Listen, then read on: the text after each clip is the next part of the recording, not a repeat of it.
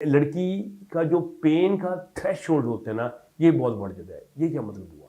इसका मतलब ये हुआ कि बेसिकली जब उसको पेनिट्रेशन पे दुखूल के ऊपर जो दर्द होनी है, लेकिन लड़की जब हीट में आई होती है तो उस दर्द का एहसास लड़की को कम होता है। तो लेकिन अगर ये सब कुछ ना हो तो फिर इसका मतलब है कि लड़की को खौफ दर्द का भी बहुत ज़्यादा बढ़ेगा। उसका जो वजाइना है, उसके जो चौकीदार है, उसको मज़ीद सुकेड़ देंगे, तो बेचारा पीनस भी टकरे मारता फिरेगा कि यार मैं कैसे जाऊँ, है ये तो हड्डी की तरह सख्त हो गया है आगे से, दरवाजे बंद हैं, ताले लगे हुए हैं और तालों में भी अल्फी डाल दी उन्होंने।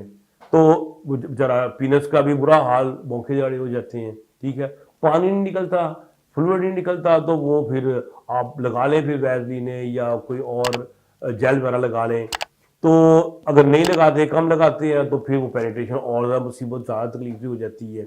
तो जब लड़की इन हालत में जाती है, यानी कि प्रॉपरली लड़का उसको अराउज नहीं करता और वो खुद भी फियरफुल होती है, उसे बातें ऐसे सुनी होती हैं, तो वो जो है इंटरकोर्स जो है वो फेल हो जाता है।